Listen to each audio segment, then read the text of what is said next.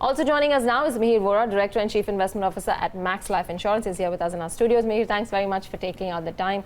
The big budget day, which was on Saturday, a lot of expectations. I don't know how much the government can deliver on that, considering the limitations that it has on the fiscal front. But what's your sense as to what could happen, and what could your ideas for growth be? You're right, there are limited options in front of the government, and the budget has limited levers in any case now, with the indirect taxes already out of the budget more or less. It's decided by the GST Council, and the fact that we already had the big bang corporate tax cuts outside the budget in September leaves very little space for the rest of the stuff. My guess is that what will be more important from the budget point of view will be the body language, the tenor of being, say, investor friendly or trying to get the animal spirits up, and maybe a little bit of tinkering around with some lower level, low base of you can say lower income levels of the personal income tax, and maybe LTCG, which people are speculating, but I think it may not happen because the fact that there are limited levers, frankly. Interesting you say that. I mean, from a capital markets perspective, the last two budgets have actually thrown some bouncers at us, including the FPI surcharge. Yes. The market is going in with expectations. Why do you think LTCG won't happen? Would it, because it's not that the last 2 years there has been tremendous tax collection. Would it be just the change of narrative that would bother the government, or would it be a tax revenue call out here? See, there seems to be a conflict because the general trend or the buzz around the event was that they are thinking, or they may be thinking of reducing the tax. But today we are seeing the statements from some tax officials in the newspapers that they are not very happy with the fact that there hasn't been too much of disclosure, or there haven't been too many people paying LTCG on mutual funds and equities. So that seems to be, I think that debate doesn't seem to have been resolved within the tax department and within the government. Could there be a tenor change? Because even that would be welcome. I mean, the market would be happy with. Absolutely. But let's face it, these are all tweaks which are going to be good for the market in the short term. What we really need is the GDP to grow and the structural reforms to happen to get the animal speed. Okay, so then therefore what does it do? Yeah, so they should really focus on the sectors that matter the most, which is infrastructure and real estate. Yes. Most of the action and most of the GDP growth has ultimately to come from capex, private capex, government capex, and real estate, because that's where a lot of the NPAs are stuck, and that can really create a lot of economic activity. So my guess is that if they can tweak around the limits for interest exemption on real estate, infrastructure bonds can be given much more relief in terms of tax breaks. I think those are the kind of things that we need to structurally get back into the game. What about the fact that there is an urgent requirement also to spur demand in the system? While all the measures so far have been aimed at getting the supply side in line, demand, and you can see that in the capacity utilization numbers. Absolutely. I mean, they're not at all close to peak. Do you feel that something could be done on that front? That's where we can think about tax breaks or exemption limits being raised at the lower levels. You think that can get the desired It could, for the lower ticket items like two-wheelers, even the lower end cars, that could stimulate some kind of demand. Lower cost housing, that can help. Consumer staples, you think? Consumer staples, I think it's more a function of the Rabi crop, which has been very good. So my guess is consumer staples should see a revival in any case because of the rural economy getting back on track slowly. Anything you think that should be done with regards to recapitalizing PSU banks further, or doing something with regards to the credit pipeline for some of the NBFCs and the credit flow to them? I think that's really in the RBI's domain, and the kind of liquidity injection that we've seen in the market, the RBI trying to do twist to keep the overall curve under control. I think that's happening already. And my guess is the government would believe that they have done a lot already for the NBFC sector because of the 1 lakh crore limits that have been opened up with partial guarantees, etc. So that still hasn't rolled out. So I guess they would see that getting rolled out before introducing new measures. But any recapitalization that the government recap will be only to the extent of making them survive. I don't think there'll be growth capital available for PSU banks. They've already done that. Absolutely. But no, they'll continue to need more. More and more banks are still making losses.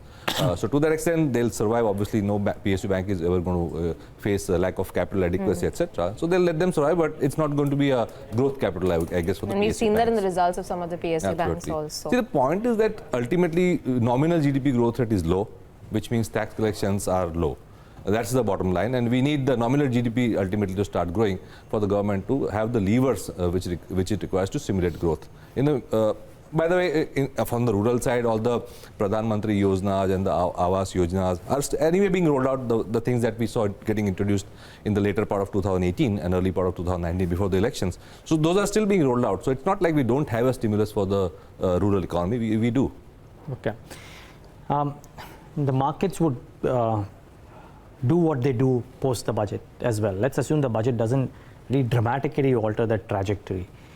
Where is it that you think people should continue to bet on earnings growth? This earnings season would have given you a whiff of where is it that managements are the most confident after delivering the kind of numbers that they've delivered. Where is it that you find the most confidence? I think the consumer linked sectors should see better commentary. In fact, we did see some car companies make a comment that probably retail sales are better than what they were before. And if you are talking about tax break at the lower levels, etc., then obviously the lower ticket items like two-wheelers, etc., also might pick up. Low-cost housing has been doing reasonably well in any case. And plus, I think consumer staples, as we discussed, have been kind of not so bad in terms of their commentary because the Rabi crop has been good. There is a lot of pent-up rural slowdown that is there. So with that low base, it's very easy to grow at say 5 to 6% or 7% on that low base. So I think consumer sectors should do well. Real estate will really depend on government policy. What do you think they should do for the real estate? I think they should open up the sector more, reduce stamp duties, reduce or increase the income tax interest limits that you can offset against your income. See, the focus so far has been on the low-cost housing, affordable housing. Which is not a problem. Which is not a problem in any case. The big stock of inventory which is stuck is in the 1 to 5 crore kind of category, and that will need government to kind of re-initiate policies where people think about second home and third homes. I think in the last 2 years the investor market is completely out in the real estate segment. So if we want the stock to get cleared, we'll need the investor market to come back, but that's not going to happen without tax breaks. They made that AIF for funding stall projects. Do you think more is needed on that front to make sure yes, that because developers get the kind of funding? That AIF can take on 5, 10, 20, 30, 40 projects. But we are talking about hundreds of projects stuck. So we need much more scale. A more inclusive policy. And we need demand revival, more importantly. While you can start fixing the builder side by these AIFs, etc. But the scale is too large. And the bandwidth of one AIF can be only a few projects. They can't, one AIF cannot handle 100 projects or 200 projects. It takes time. Okay. I don't know if you can answer this, but I'm just still trying my luck. And not with regards to your company, but the valuations that and the kind of growth that the life insurance sector has shown. What do you make of that? Because a lot of people are confused about how to value them because there is the set of valuers who look at the VNB margins and the AP growth alone and make their thesis. There are others who are looking at how the global life insurers are valued vis-a-vis the Indian insurers as well. Yes. But there's a lot of interest here. What is your thesis? So Indian insurers, as like Indian private sector banks, for example, are trading at valuations which are, or even AMCs for that matter, are trading at valuations which are far higher compared to their global peers. So the global valuation comparisons don't hold in these segments because the Indian financial services sector itself is, for all practical purposes, underpenetrated, especially the private sector side. So in insurance, in banking, we are seeing private sector take away market share, and anyway the overall market is also growing. So these premium valuations will continue. Over a longer period of time, my guess is that companies which manage to show much more consistency in growth, unlike cyclicality, will continue to command premiums. And I do see a trend where overall companies are realizing that, and from a very skewed product mix in favor of investments, now companies are focusing much more on protection, which is a far more sustainable business. So to that extent, there can be a further valuation re-rating for companies which are focusing more on the protection business. But you reckon that the growth trajectory also looks set for the next few years? Is it possible to predict that, or is this more? No, I think it's easy to predict that because like in the banking space, the public sector behemoth still controls 70%. Like in the banking also, we still have 65-70% with the public sector banks. But unlike so that market share gain story will continue. Unlike the banks, the public sector behemoth in insurance is not a faltering animal. It is still doing its job reasonably well, unless I'm very wrong. Yes, but the private sector has been nibbling away at market share. So while the industry can grow at 1x, the private sector is growing at 1.5x. Okay. So that gains are continuing. Any sector that you're extremely confident about, and your conviction is really high for 2020?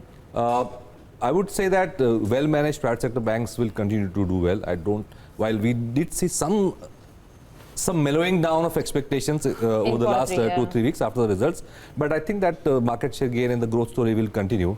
And in the private sector bank space, I really don't see any bombs happening either on the corporate side or on the or nothing that they can't tide over, because we saw something with regards to asset hopefully quality. Nothing that we already don't know about. Yeah. So even the NPAs, corporate NPA slippage that we saw on the private sector banks are more or less known names. So there don't seem to be too many time bombs there. Yeah.